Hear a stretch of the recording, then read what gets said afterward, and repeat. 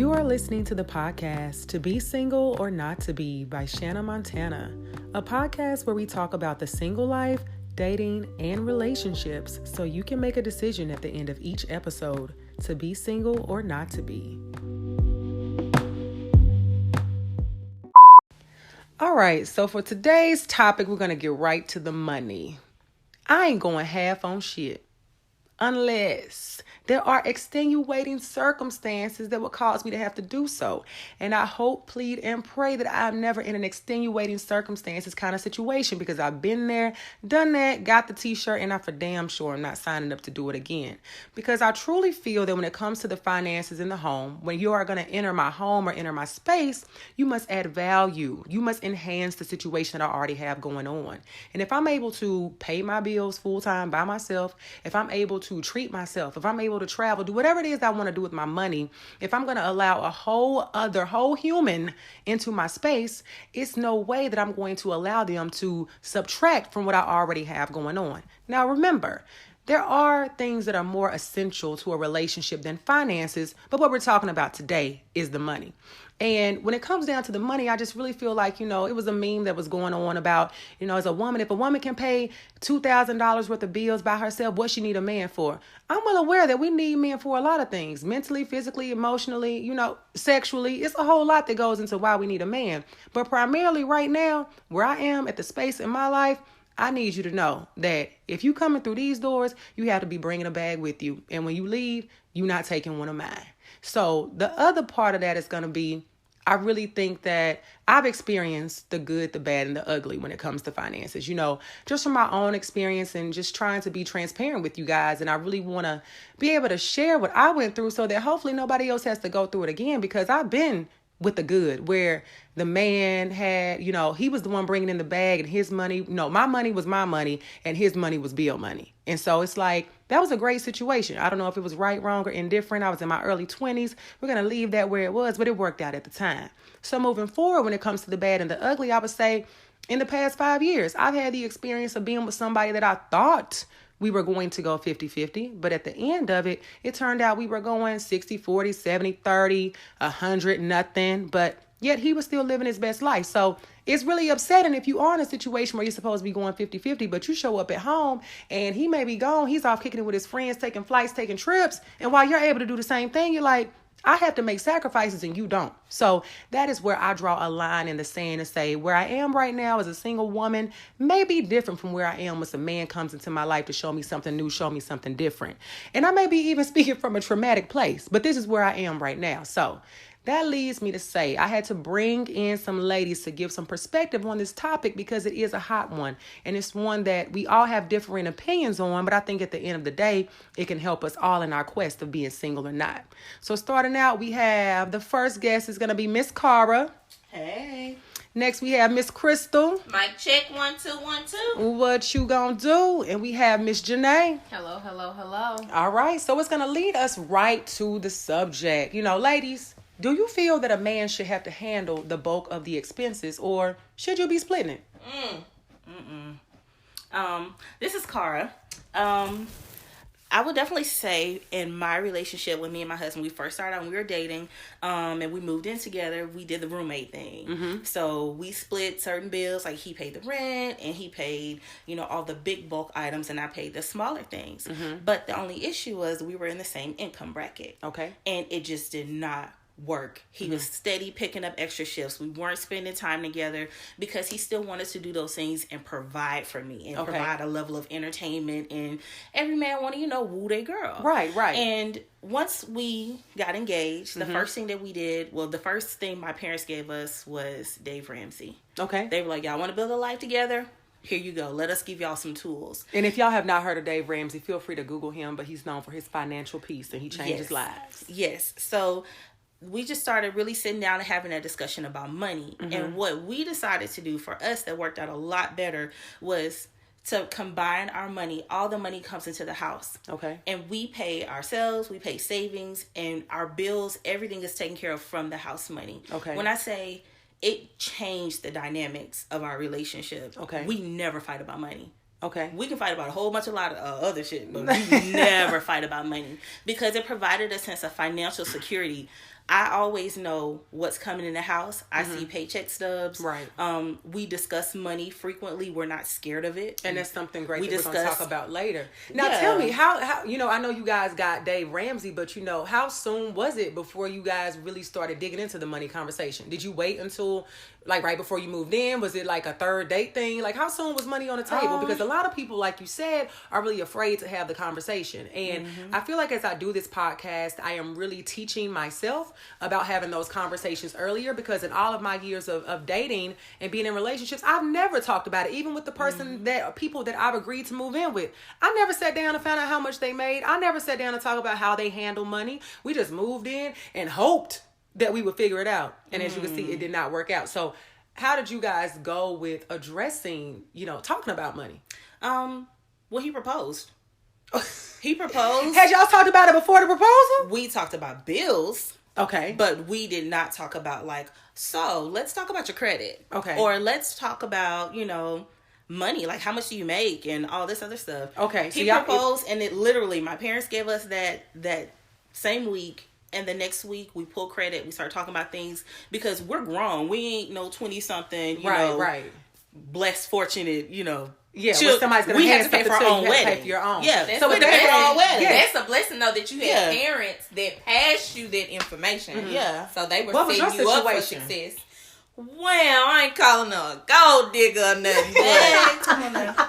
To be truthfully honest, the first date that I met my husband, we had a 2-3 hour conversation. We was on Bell Road at Casa. Okay. We was there all day eating tacos and margaritas.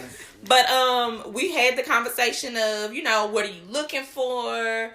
Tell me a little bit about your background, your past. He was divorced as of 2 years. He had been with his ex-wife for 8 years total. They were together for 4, married for 4. Okay. So him coming into our date, he had the demeanor of, I don't want to date to marry. I don't want to get married again. Why was he there? Exactly. So my eye was switching because I found it blinking hard. Okay, why you invite me out then? Yeah. So my demeanor has always been, okay, well, I know I'm special and I got a lot of love to give somebody. Yeah. So I'm not finna waste my time. Right, if we on 2 different pages, you know, cover the cost of bill and we'll keep it moving. Yeah. But I guess he liked me. Okay. Because we kept going out. You turned him around. Yes, baby. I had a cricket. Look, I had a cricket phone. Yeah. I had that cricket phone for at least a good 6 years. I think the first, maybe second month into us talking, he was like, come on, let me go buy you a new phone. You need to upgrade this cricket.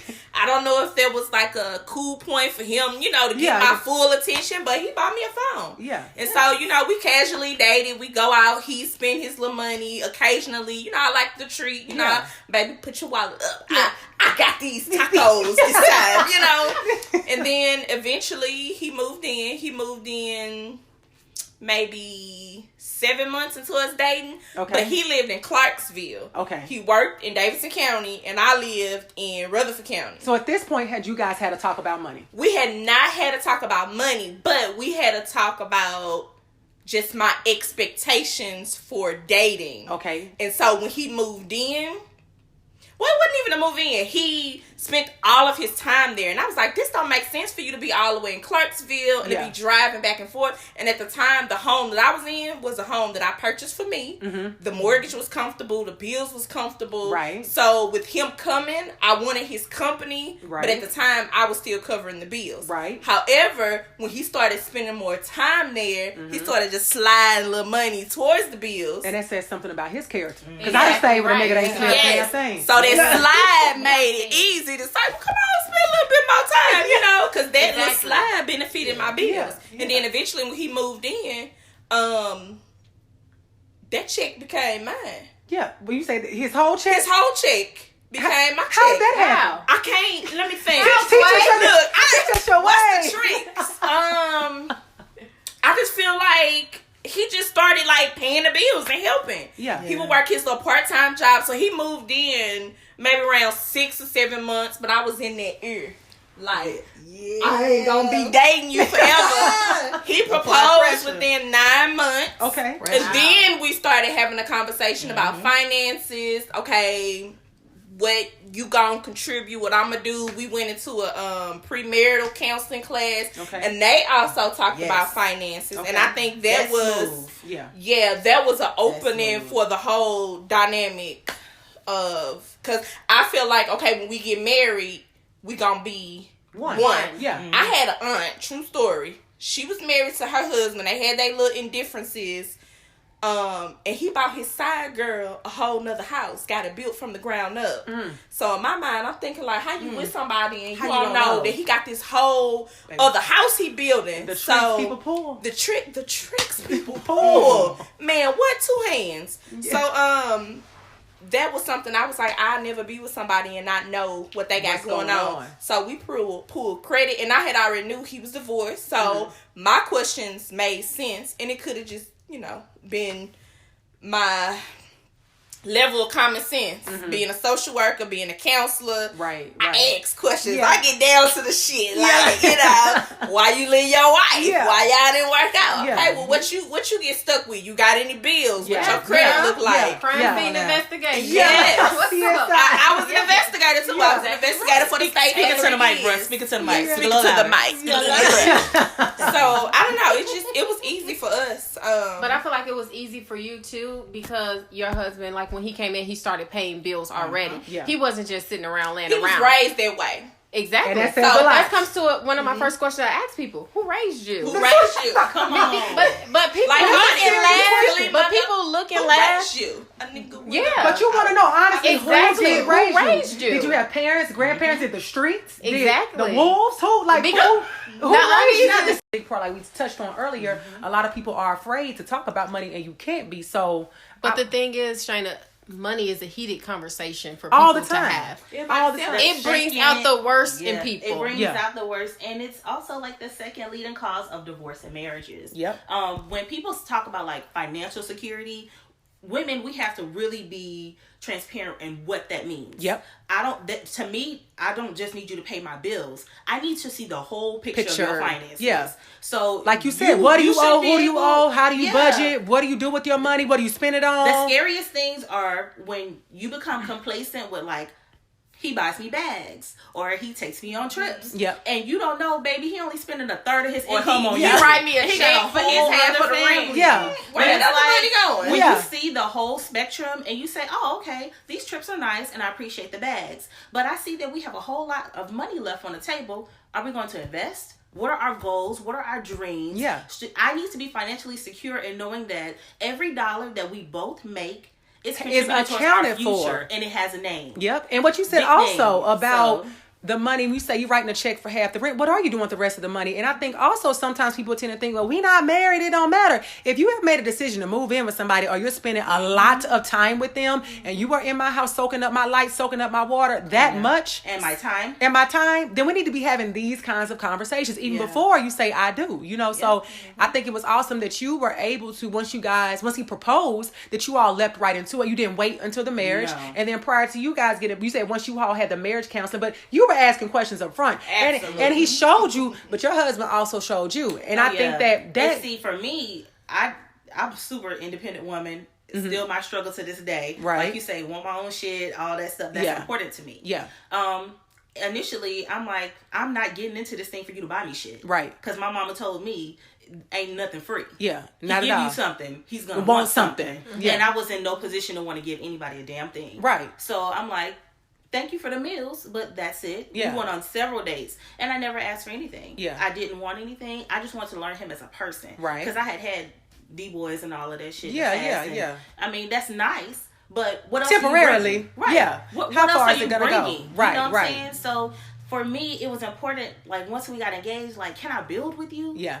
Do you have, like, are you open to building? Right. Or are you just a person that's like, you're content with, if I never work another day, what about my dreams and my passions and my goals? Yeah. Like, where does that fit into your plan of being a man? Right. So we had to have that financial conversation immediately, because I'm like, my nigga, I got net worth. Yeah. What you mean? Yeah. And I bring something to the table. And it also comes down, time. and when you look at stuff as far as like, you all are looking sometimes some of it from a marriage perspective, but in us being single, that's what you struggle with. But I think that also goes back to you have to be aware of the caliber of man that you're dealing with. Because when you are dating, you have to pay attention. You got to do better with selecting. Yeah. I think that you have to be aware of that, but I also think that asking those questions early on is important because if you don't ask those questions early on, then a year go by or 2 years go by, or and 3. Then you start asking those questions, they're going to start looking at you sideways. They're going to be mad. Or they're going to be upset. Why you want to know? You ain't never asked that before. But it's also going to be a situation where you're giving him leeway and you really don't care at this point because I've been doing everything anyway, so I'm just going to keep riding this wave, and that's not fair. And you're angry. You said the boundaries, and you have to set expectations because you turn into an angry person. And I know in my experience, it was I was just angry, but I was upset at certain times when it was like, I'm doing all this, you're not even doing half of what I'm doing, but you still living as good of a quality of life as I am, but I know I'm putting more money and more energy into this. You didn't feel like it was teamwork going on. Oh no, it was none. And that's essential. You have to have teamwork. So work together. You have to have teamwork. So tell me, y'all, where did you all really, when it comes to money, you said that you had your mom introduce financial peace, and then you were, from your experience of your career, do you all think that just life gave you the know-how to kind of identify those things to talk about money, or do you feel like did someone teach you that kind of stuff? Because I feel like my experience came from, and even though I haven't really applied it up until now, my grandparents. I came from a household where my grandparents were there, and my grandfather was a provider, but my grandmother also went to work, and I saw them do well with money. And so I had an idea of how money was to operate. Even though nobody had really just set me down and told me, I was able to pick up on my environment. So what I picked up was how to be responsible myself. But I did not convey that over to the partners that I got with to say, this is what needs to happen with money. So how would you guys say, you kind of have gotten your views from money? I know for me, it was just we had a long talk about what did we want for our future. Okay. And what was going to be the best way to get there. So long term. I looked at it like, just how ambitious I was and how driven he was and how determined he was to take care of me. I came with a child into the marriage. Yeah. And for me, my vision has always been go hard for her. Right. And just changing that and let him know, like, hey man, for me, it's important that we're stable. Right. Not just stable, but like we're good. Yeah. Like not have that worry. I never want to worry about money. My mom she's an accountant. Yeah. So she always talked about money. Money was not foreign in our house. Right. It was always, this is how you do things. This is how you conduct yourself with money. Right. Don't be scared of it. Have those conversations and go from there. Right. Because if you won't discuss money with me, if that's uncomfortable, you sure as hell ain't gonna discuss any other things that you may feel like you're struggling with. And I read this recently. It says if you are trying to have a conversation with somebody about standards, expectations, money, anything of that nature, and they run from it, that's probably not a solid foundation that you're working with anyway, and you need to get away from it. And that's true. So, speaking of running from it, I've had my ups and downs with relationships prior to my husband, and you know this, but there was this one particular guy that I dated, and I got to a tipping point when he would not cut my grass. Okay. I do tell it. So, do tell. He wouldn't cut my grass. So, I just feel like if, like what you mentioned, if you coming into my life and if you in my space, you gonna add something to it. Yep. And if you can't cut my grass, my nigga, you gonna find somebody to pay to do it for you. Yeah. And he wasn't at that level of comprehending that this was something that I needed him to take the lead on being my man, so I had to let him go. It wasn't just he thought it wasn't important, it wasn't a big deal. Like, why? What's the big deal about your grass? Like, he wasn't raised for me. Okay, we just gonna put that there. He wasn't raised for me. Period. So I think as women, we have to start recognizing some of these flaws and some of these signs. So that just kind of pushes me into the topic of saying, this current society that we're in, there's a lot of selfishness was the word that I use, but we're in a society where people feel like, okay, I got to one up on this person or this person out to get me. We don't have a lot of examples of the grandparents, that are still together, that show us how to love, how to treat a woman, how to treat each other, how to communicate, so we in a broken society. So it's been times where I'll never forget, this dude invited me out. We went to TGI Fridays. And the person came and asked 1 check, 2 checks. He said 2. And I'm thinking like, what? And I didn't have no money. Yeah. What did you do? his ass paid for it. We had to have that conversation. But it's like, I'm not your mama. But my thought is, well, I had some money, but it wasn't enough to cover what I had. I probably had like $10, $15. I was young. Still at TSU. Yeah, you know? But my thing is, you invited me out. Yeah. So my home training is, if you invite a young lady out, you gonna fit the bill. Yeah. Now, if you would have told me like, hey, let's go hang out, you know, it's not really a date, you know, I just want to kind of hang out with you. You fit your bill, I fit my bill. That's cool. I would have came with some more money. But, you know, this generation that we living in is interesting. So, when I met my husband, those 2-3 hours that we spent at Casa drinking and talking, I wasn't pissed, but I wasn't going to let nobody else waste my time. Yeah. So, we heard, tell me a little bit about yourself. Tell me what you're looking for. Tell me what your goals are. Okay. You know, so it may have been harsh because I threw a lot on him, but he handled the shit. But I was at a point in my life where I'm not finna keep going around in these circles. You cannot waste the time. You see this great girl, baby. I'm not going Dutch. You say, I don't have the TIME. Nobody, you know, it's not that we are so old, but we are not getting younger. That's the thing. I got the time, but I don't have the energy. Yeah. K-Michelle said it, bitch. You can't raise a man. A boy to be a man. Can't. I have a low tolerance for it now. Yeah.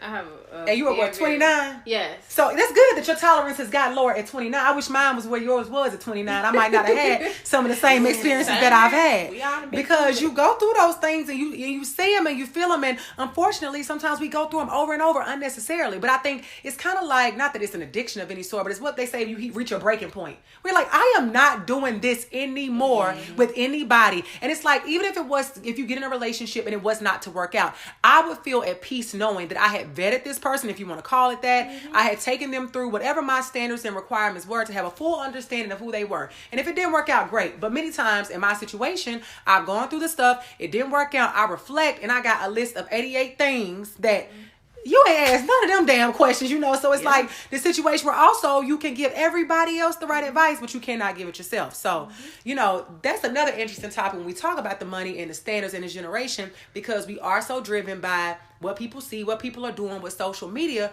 So how do you all feel if a woman makes more than a man? Do you think that the woman should then be the quote unquote breadwinner, or how should that be handled? I'm telling you, when you are operating together, the who makes more, it really is, it just comes down to numbers. Okay. When you remove that whole, you make this, I make this, and you look at money as ours. Okay.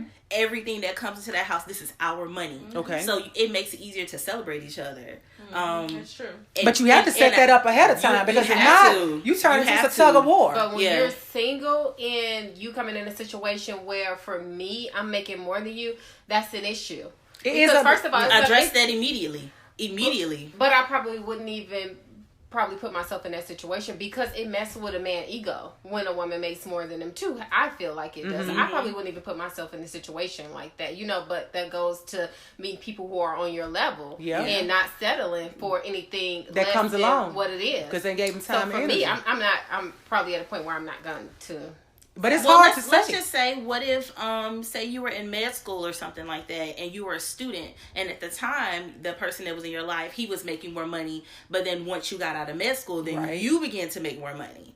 So the roles have reversed. You know, I'm saying, like, marriage is a long ass process, and that's a great way to look at it. That's one of those things where you look at, like, an older woman told me this. She said, what you consider stability and security, it is going to change. Absolutely. Your foundation will go from love and butterflies to, I need somebody that's going to be faithful, and it will shift to those love languages. I need this physical touch. Now I need you to love me. Now I need you to cut the grass. Now I need this money. Or if I'm set financially, I don't need your money. Yeah, I need you to do what I need. I need those things. Your needs, they translate. Space. That is the space, because it's hard to say we can't get in that situation, because if I happen to meet a nice guy, I can, and I'm going to use the word vet, I can vet him in a couple of dates to figure out if he's the one for me. So you may end up running across somebody that you kind of, you kind of think everything going, and then you dig a little bit deeper past the surface. But you do find that, because I'm in a position where I feel like I am financially stable and I want that. So that is not the most important thing to me. However, you are not going to, it's up there. It's like if it's 4 and 5, it's like right there. It's almost at the top. So it's like, I do want you to be able to speak the other love languages, but money does matter. But it's hard to say that, I'm only going to date people, or I'm going to avoid people that are not making the same amount of money that I'm making. I mean, it's hard to avoid people, but at the same time, you can vet them and you can have a conversation with Absolutely. them. But if they're not what you want, or they're not trying to increase, or it's a or do something better amount, if you're not trying to do anything better. If I'm in my career working in the healthcare field and you're working at a bar, as I talked about like you. But that's it. I can't like you. But we can be friends. And I don't want to, I ain't going to say I want to be a friend because it might be wrong. But I said that because I talked about that before. Because if I feel like I work in my field and then I meet a guy that was polite to me at Kroger and say that I found out later he actually had just got off work, but he had changed clothes. And now he's actually a Kroger cashier. So you might seem like a great person, but ultimately your finances are not going to be anywhere to complement my lifestyle. And what I mean by that is if I'm a person that likes to go out to eat, I like to travel, I like to go to happy hour, all those things.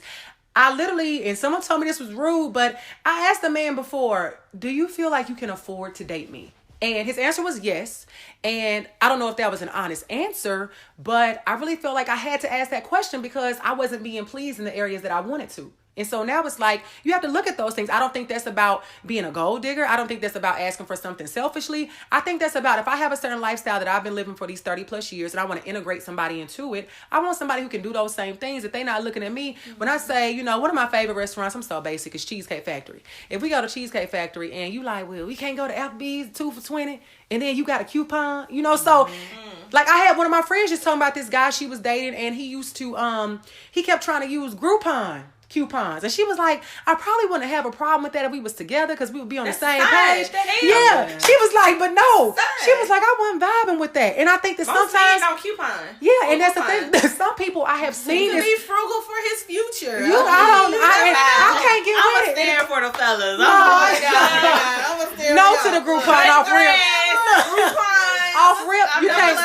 No, you cannot come in with the Groupon off rip. Like I understand. My thing is this: if you are out here doing your best to live Dave Ramsey, to do those baby steps that tough, you don't need to be dating, brother. You need to focus on that. Thing. Did you have a good time though? You know what? That's all that matters. Did you have a good time? I might have till I saw that Groupon come out. When I see him showing his phone to the waitress, what y'all doing? One thing I'm counting on. He got Apple Pay. Don't worry about it. I just caution people to don't discard what the packaging that your gift may come in. Because right now, it's not. I'm telling you, that's true. I'm telling you, but you have to have a stand up. But you saying like, so are you saying that it's almost like a contradiction? I get it that they may not be perfect or everything that you want. But if I have a list of 10 things, I need like 80% out of that. But you have to look at the signs of a person. So if you see somebody and they got on, some great tennis shoes and they supposed to be white, or if they're like settled in what they doing and you feel like it's not enough, because you can meet somebody that's settled in what they doing, and you can be the person that can inspire them to do more. To do more. So it all depends on the personality. You have to dig deeper. And what you're going to be patient in doing, and how much patience do you have? The right person. You do to decide if you can do it with, because I know it is deeper than the money, but that's what asking questions do. Yeah, what are your goals? Where do you see yourself in 5 years? Exactly. What do you? Exactly. I've asked the man, where you see yourself in a year? That's true. And his answer was, I don't know. I don't know. I know what you about to do. Get up out my face. What you doing tomorrow? You about to get the step. What time your alarm going off? Don't let the doorknob hit you. Look, okay. I feel like there's a lot that can be kind of taken from that. I do agree with the initial conversation. Like, definitely have that. Make sure they're not complacent in their bullshit. That's my number one thing. Because you stop smelling the shit. If you sound like you have no plans of going anywhere no time soon, then there's nothing that we can really do. Yep. We can't really talk about. But if you got dreams and I see you putting those things into action, that says a lot. Because my thing is how that's going to turn out. That says a whole lot. Admission says a whole lot. Because if you are, say, like an independent artist, I'm making this up, but say you want to, be a songwriter. No, I'm just saying, listen. Sorry, I'm going somewhere. Everybody making beats. Look, so say you a songwriter. You in Music City. Studio. So, and say you are a songwriter, but you are He's a person that is in the studio. He's trying to write his songs. It's not the person for me. I'm talking to somebody else. Yeah. But when you say growth, I mean, like, if you're going to stick with that person, he not just saying, I want to be a rapper, but he don't have no lyrics written, no beats, no nothing. Right. You know, are you working towards that dream? Now, mind you, the singer-songwriter is not for me. That's not my ministry. So what are you doing while you're working towards those dreams? Or you event planning or... That's what I'm saying. You have to see those signs. Yeah. You have to see that. You cannot be at home talking about, I got this Instagram, I posted, you know. That's not enough. You popped up at your head. You know, you can't be. Yeah, you know. Okay, flip that. So you spoke about social media before. What about the Instagram girls? All you have going on is that you're pretty and your standards are way up here. And when they get to our age, they're gonna be gathering around this podcast just like. So should men have the same standards and expectations of us? I think so. I think that hopefully, if I had a son, I would think so. That's what scares me. Absolutely. Like, if I ever have a son, what am I gonna tell him? Like, baby, if you working at T-Mobile in your 20s, if you working at T-Mobile, you got to make sure that girl working at McDonald's so you can afford to take her out and do all these things. Absolutely. I think she got to be less than you so you can take care of her. A lot of men follow society. That don't make sense. They follow what the hype girl or the model girl looks like, you know? Young men. You know how many and some older. You know how many Negroes let me go? Yeah. Because I didn't look or act the part. Hello, somebody. And now they, you know, double. Now, like, no. Well, yeah. So I get it, and I think that it does go both. It goes both ways. That, you know, I think those are younger girls that are the Instagram models and things like that. And I think that if they are able to make a profit through their ads or whatever, if they're gonna do that, make your money off of it, girl. I'll have no problem with that. But I do think that as they get older, I'll say 30 plus. I hope that when you were doing that you got something from it, that you have to offer, you have a career and things of that nature. Yeah, like if you're a model now, you modeling for Fashion Nova by 5 years, 6 years. Yeah, you're good. Yeah. So you're good. And so I think that men have to look at something else the same way. And I agree. I think the same way that we're talking about it, what men and their standards, that they need to be having those same conversations with one another, or somebody needs to be having a conversation with them so that they can get a better understanding, because it does go both ways, so that it's not a double standard, because everybody wants somebody. And I think that we as women, the same way we talk about vetting these guys in order to get somebody who's up to our standards, the men need to do the same thing. The same way you said that your husband was able to sit through the fire. And, you know, did he have questions to ask you, or was he just answering? He asked questions. Yeah, and that's what you want. Need to. And that's what I'm saying, because you have some men who will sit there and they just answer all the questions you asking. And, you know, anything you expect of me, want to know me? Nah, I ain't got nothing to ask. And that's a character trait right there that you have to move on from. So, would you say in your household, do you all operate the same way as a team, as far as like it's one pot with the money and you kind of... So I was going to comment on this, because y'all was talking about the salary, and if there's a woman that make more than the spouse. One thing my mama has always taught me is you want to get somebody who love you just a little bit more than you love them. Absolutely right. Thank you, mama. You wanna always make sure you're smart about things. Yeah. So with that being said, and this is just a tip, you know, I got a lot of shenanigans in life, so don't listen to everything I say. However, if I was to make a whole lot more than my husband, you know how you go to HR and they give you the little form to fill out and give the little check? Yeah. And they have multiple accounts? Yeah. I would put, if he brought home $2,300, I would bring home $2,200 that's going to deposit it into that check. And the rest is going to go into that account. So I'm going to hype my man. When that money hit our account, he going to have 50 cents more than me or $1 more than me. And we going to leave it at that. Why?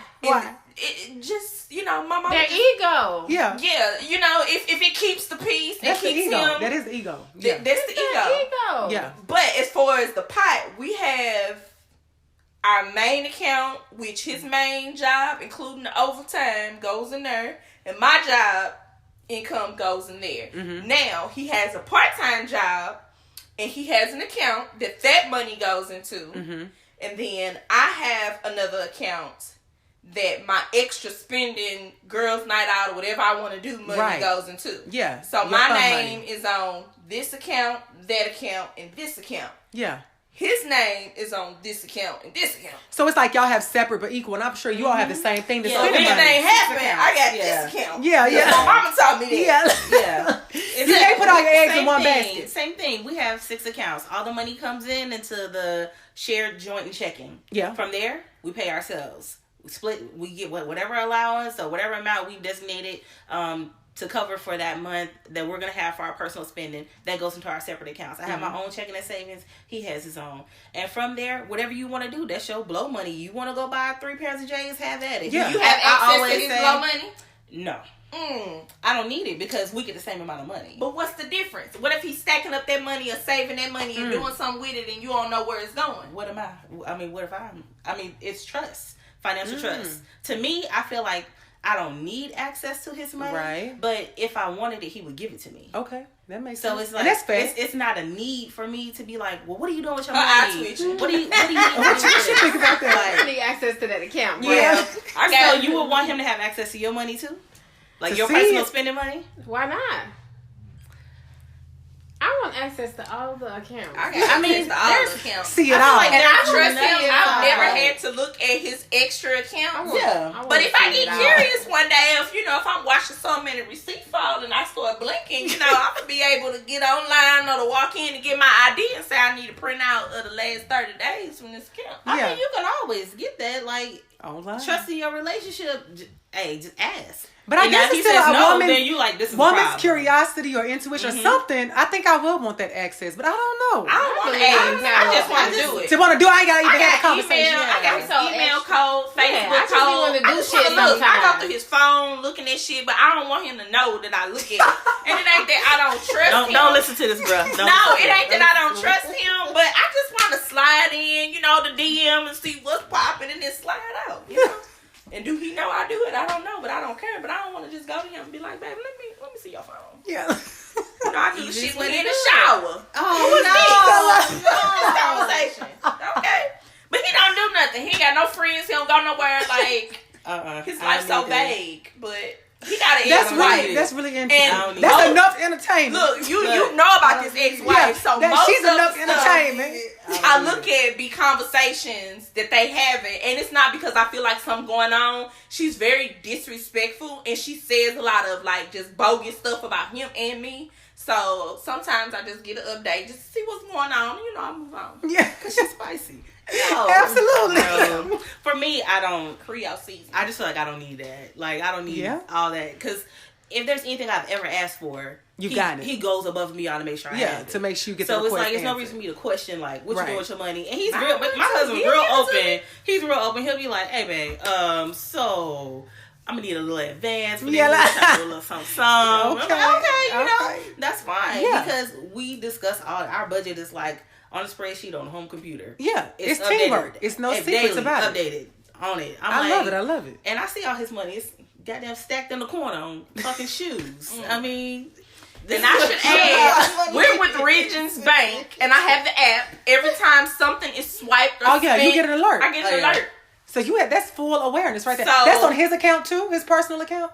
This is our joint account. Joint account. Not Okay. his And personal. that makes sense yeah. to have full transparency So on the his account that answer belongs to be both of at, you. MAPCO, and I be like, I call him, be like, damn, you just spent $47 on gas, Mm-hmm. and he be like, well, I got me a Pepsi, so it was $1.19. I be like, okay, well that's where that extra $1.19 came from. All right, it's cool, but I keep tabs, and he would tell me if I wanted to know anything, like, Yeah. there's no secrets and nothing like that. And when it comes to money, I think that's essential. You can't have those secrets. I think that you both, that one difference that you have, but it's still a sense of transparency there because you know that you can still have access to the money. You can still find out things. And I think it goes to show that in a relationships, of course, you have to have that. But even as being single women, these are things that we have to take into consideration. So I want to ask for everybody, when it comes to money, what is, and this is married or single, what is the biggest issue that you have faced in a relationship? It could be prior to your marriage with money. Whew. Biggest issue. I would say the biggest issue was in the beginning, under like drilling in the importance of having a savings. Okay. My husband was like a bachelor, like, honey, he lives to fucking blow money. Okay. That's why he was like, you want to go out? What you want? You know, boom, Trick Daddy. Trick Daddy. Yeah, one of them kind. Drinks on me. Everybody, yeah. It was like, saving for what? Yeah. You know? Yeah. I mean, you can't take it with you when you die. Right. What I'm going to save for? I ain't going to have nothing to blow this week. Yeah. So, we really, in the beginning, like, anytime there was a comma in the account for savings, he like, we gotta go somewhere, we gotta do something. Yeah, I'm like, nah. Yeah, want to spend it. We want to hold that. Like a child that got some money in their pocket and go buy some candy. Yeah, burn home. Yeah, we need to do something. And it took a little while, and eventually, like, my mama always would say, like, you don't want to be like one tire blowout from being flat broke. Because, you know, some unexpected can throw your shit in the trash. Yeah, absolutely. And we had that happen. We had, like, something dramatic happen, like, my engine blew up or something. And that was, like, couple $1,000. Yeah. And I'm like, aren't you glad we had that money? Yeah. We didn't have to ask nobody. We didn't have to borrow from nobody. Just went and got it. And it was just like, that just kind of... Peace of mind. Yeah, that just kind of clicked. Because in the beginning, it'd be like, okay... And how long did it take for you to kind of get him there? I mean, after the wedding and all of the, like, wedding money that we saved was gone, it was, like, reality. Like, now it's just us. Yeah, you, like... Me and you. I'm looking at you. You looking at me. Like, God damn, who else we got to pay? Everybody want to get paid. Yeah, savings after a wedding, you, like... Yeah, wishful thinking, wedding and honeymoon. Right. And shit got real quick. Yeah, and absolutely. So then we just got on that trajectory, like, if we could save this much for a wedding, imagine what we can do from here on out. We can save, other things. I know we can save for whatever we want to save for. And that's the hard part, like, when you go through tumultuous shit, it's so easy to throw your plan out the window and be like, fuck it. This nigga fucked up the money. I'm going to start keeping my money in my account. And it's really easy to regress and jump out of that. Yeah. Yeah. You can freeze that. You can freeze that card, baby. So he's standing in line at Target, baby. My card ain't working. Come on home. We'll talk about when you get I gotta be like, Mom, bring your ass home. You said you was spending 25 and saying you trying to spend 28. But I give it to my husband. He's real, like, he like, look, I know that's not my strong thing with the money. The money come in, I don't even touch it till you say it's go time. Yeah. Like, whole check. And that's awesome, man. He's waiting for the green light. Man, how much we got this week? You want that respect and that kind of energy. So keep that energy. That's the energy. What would you say has been yours? Your biggest? Mine is petty, but you know I had shenanigans. So I'm just going to hit y'all with them. We ain't never had, like, no financial, like, issues or, like, hardships. But the one thing I can say that has made me blink, cough, and, you know, just eye twitch has been when this nigga decided that he was going to eat healthy, which I'm going good for that. But going to Publix, spending $70 and you come home with a bag and a half. Y'all didn't even know Publix had the little half bags. But he just like, you know, $70 this day, $100 the next 2 days. And I'm like, wait a minute, we going to have to chill out. Like... We got to go back to this dollar menu. Chicken, somewhere in this mix. So... That was frustrating. So did he go vegan? He did. He stopped eating meat. He had some type of arthritis issues going on. Some they kind told of him to wean out the red meat, and like he changed his whole lifestyle, which I was so proud of him. But when I would get them little app alerts and I look over because I knew it wasn't me, I was scared. Yeah. $70, $80, that's a lot of money. On food. Yeah. And hell, I'm not even with you. Look, you eat by yourself. We gotta eat. We gotta do pull-ups. You know, we only got 5 pull-ups left. So it's like, look, we gonna have to eat some Cheerios or something. Gonna have to weigh it out. Some fruit. Something. Fruit Loops. Fruit expensive too. This is true. By bags of Aldi. Instead of going to Publix, we're gonna go to Aldi. Yeah. So we had to make a sacrifice. We had to have a conversation. And you'll be surprised. Those are some of the things that may come up when it comes to finances that you got to get a better understanding about. All this organic stuff. Yeah, you don't need it. I don't believe in it. $7 on some organic sausage. Nah. What? Question for the single ladies. I know that I'm not the moderator. I'm not the still, moderator, go but ahead. fuck it. So like, what are you most afraid of for like your future mate when it comes to money? Like biggest fear. Being broke? Look, no. I mean, but you got your plan in place. Somewhat. I think that my biggest fear is me. Like your standards, your plan in place. Like this. What is your biggest fear when it comes to that? I don't You talked about, being with somebody who just was not up to par financially as far as not making the amount of money that you make. I mean, yeah, but... I can tell you, my biggest fear is having somebody that I signed up to do life with, and it was a lie. That say I did vet him. Money, though? Yeah, because we're talking about money right now. So say if I vetted him, Ponzi schemes or but something. I'm out here with Bernie Madoff. What I'm saying is, like, when you get married, you should already be... Well, say probably I'm single right now. So we're speaking from this position. So say if before I get to the point of marriage or engagement, I have to go through the process to get to know him. He's telling me, and maybe I haven't looked at his check stubs, but we've been dating for say 6-7 months strong, and he's been, fulfilling his side of the bargain. Everything looks good. And then, for example, crazy. I heard this today on Dave Ramsey on YouTube. The day after the lady got engaged, she found out her fiance was in $250,000 worth of debt. Now, mind you, she didn't do her homework because he verbally told her this the day after he proposed. By the way, sis. Yeah. May want to slide this, But she ain't signed no paper. She good. No, that's what I said. She's good. And Dave Ramsey kind of told us something similar. Like, she don't have to stay because she doesn't have any debt. So he was like, don't, set yourself up for failure. Mm-hmm. But my fear is just, I think my fear is just the same situation of, one, I think is partially getting with someone who does not live up to what they promised, that they lied, and me, and I think this is really ownership for myself, me not doing my due diligence again with somebody to trust them and believe what they tell me, and for things to just not go a certain way because I didn't do my due diligence. So my biggest fears are things first one, I think I can control it by just doing what I'm supposed to do, having that conversation, doing the things that you ladies talked about, making sure that I stay in tune and I don't settle. And just because, sometimes a man acts like he's going to leave when you're trying to have a certain conversation, or he's not doing the right things, goes back to those character issues. Mm-hmm. When they start to display certain things, we get fearful. And we're like, oh, but don't worry about it. We ain't got to talk about it.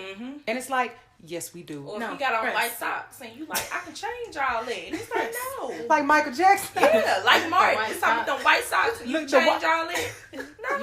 No, you can't change your white socks. Yeah. I would strongly suggest, like, have those, anything that you think may run a man away from a conversation, have it early and often. Yeah, because if cheating, if he's uncomfortable about cheating, yeah, he might be a cheater, but that's something you need to think about. If right now you don't know what your biggest fear is, it's kind of like self-talking to figure out, what do I have to do? Because you don't want to come face first with your biggest fear, and it's like, it's right here. Like, how did I get here? Now I'm like Deborah Cox, and discuss that. Like, have that conversation. Like, look, the thing I'm most worried about is not being financially secure and being left in a situation that if something happens, I'm testing the lights when I walk in. Like, right, because I don't know. Yeah, gave us another day, baby. Yeah, I think that not being financially secure is definitely a fear, but I don't know like what the biggest fear is. That's not the biggest fear, because like as for me and my life, like I'm gonna be good.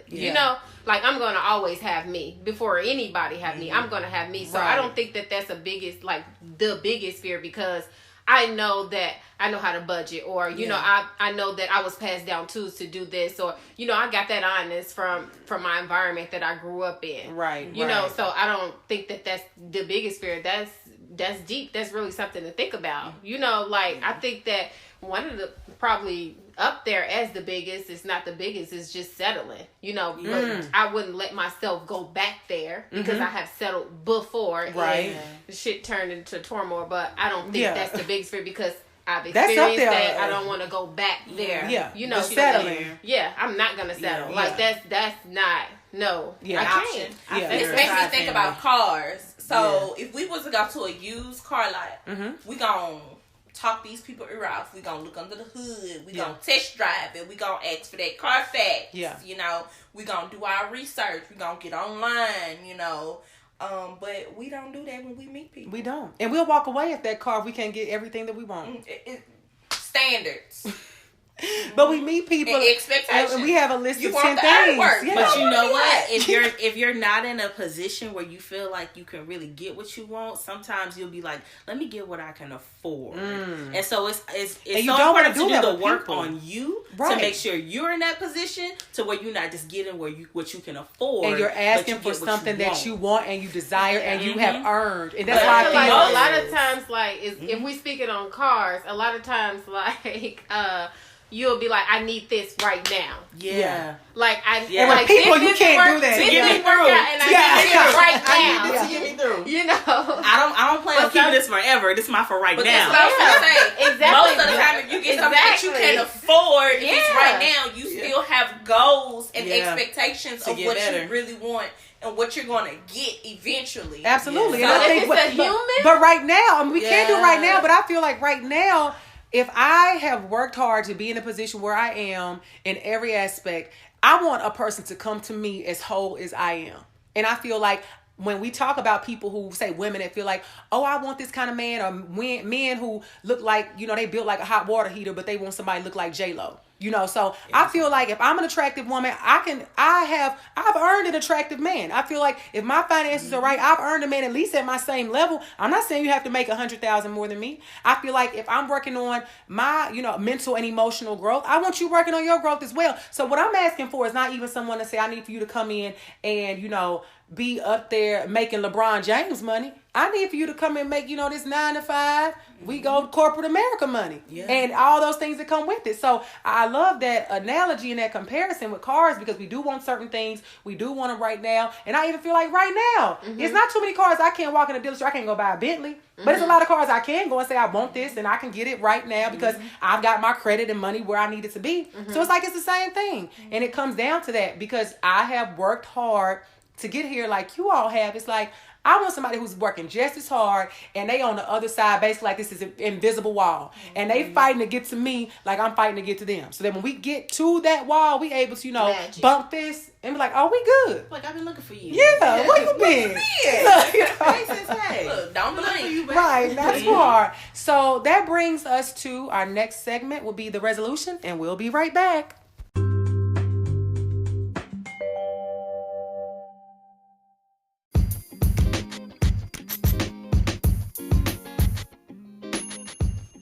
We are now introducing a new segment to the podcast. This is called Living Single. We want you guys to send in any of your relationship questions, if you need advice, or if you just want to give feedback on the show on a topic that we've discussed. Feel free to DM them on Instagram to Shanna Montana, or you can inbox me on Facebook, Living Single, and we'll definitely be touching on these topics on each episode going forward. So this segment is the resolution. This is really a segment where we give you guys some takeaways. We're going to talk about all this stuff when it comes to finances and these different areas that we need to be aware of, areas that we need to work on. But we want you guys to be able to walk away from this conversation, whether you are married, dating, in a relationship, or just super single. So you'll have something that you can work on and walk away with as a tool and resource for the future. So the first thing is, when it comes to finances in a relationship, you have to be a team. You have to create a financial plan that works for you and your man alone. So, like I said earlier, right now, I'm not a part of a team. I'm part of Team 1, Team Me, Team Shayna. And so that is how I'm operating until I get to that place. I think that once I get to a new place, I may be singing a different song, but I do think that being a team is an essential part of what it takes to be financially sound, financially stable, and in order to really just not have chaos in that area of your life. Would you ladies agree with that? Amen. Okay. All right. So I think also you have to talk about money early and often. I'm not saying the first date, but because Crystal talked about money the first date. It came up in different forms of conversations. I feel like that's perfect when you're able to sit around and have 3 or 4 hour conversation with the guy and it turns into a marriage, or even if it turns into a relationship, whatever the case is. You have to start talking about money early and often. And if you are in a situation where talking about things of that nature are something that the person is maybe not used to or they don't like, you can continue to try to have those conversations, and hopefully that person will come around. But if you find that they aren't coming around, they don't want to talk about those things, that's a character trait, and you may need to dismiss that person. That may not be the person for you. So you really have to look at things of that nature. And then I think also it's important for you to choose a mate that fits your lifestyle. Don't compromise. Don't settle. We've talked about that. I think the scenario that I gave a little bit earlier, if you have done the things in your life to be stable and to be in a position where you are demanding and wanting certain things, it is nothing wrong with that. Deserving. It is nothing wrong with that. Manifest what you desire. And it's nothing wrong with you manifesting a man that you desire. And just because a piece of a man comes along, a cute man comes along, a man with, nice shoes or a nice car comes along, and that's not all that you're looking for, you have to be able to say, okay, you have some of the stuff, but you don't have all the stuff. And it comes down to not saying, I always say we cannot build a man. If you have a list of 10 things, you may not get 10. You may get 9, you may get 8. But when you get down to saying, well, he only got 2 or 3, sis, you might need to just let that brother go. So because you can't change him. You can't change him, but you cannot conform him. It's what it is that you're looking for. And I think also this goes right into, you have to be honest with yourself and your partner, and you have to communicate. I think you have to be honest about your situation and what it is that you're asking for and what you want as far as the finances, but you have to communicate with your partner. That goes back to what I said earlier, talking about money early and talking about it often. You have to be able to communicate those things, and you guys may not always 100% agree, but you have to find a happy medium. You have to compromise, but you also just have to make sure that you're on the same page. And if you are not honest with one another, if you are not communicating with one another, it is no way that those things can happen. So I think that those resolutions are things that you can take and you can apply to your life present day, and you can move forward. So today, I just want to thank you to all of our awesome guests. You all, yes. You guys have schooled me. You have given me some tools and tricks to put inside of my Mary Poppins bag for the next man that comes along, and want you to know that your thoughts, your opinions, and all of you are very much so appreciated. So claps for the guests. Yay!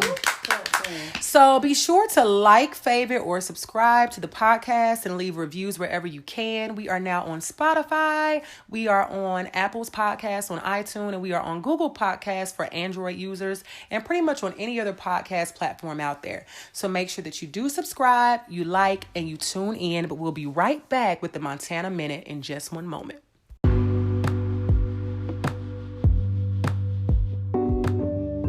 And this brings us to the Montana Minute. The first thing, money matters. It may not be the number one thing on your list, but I promise you, it matters.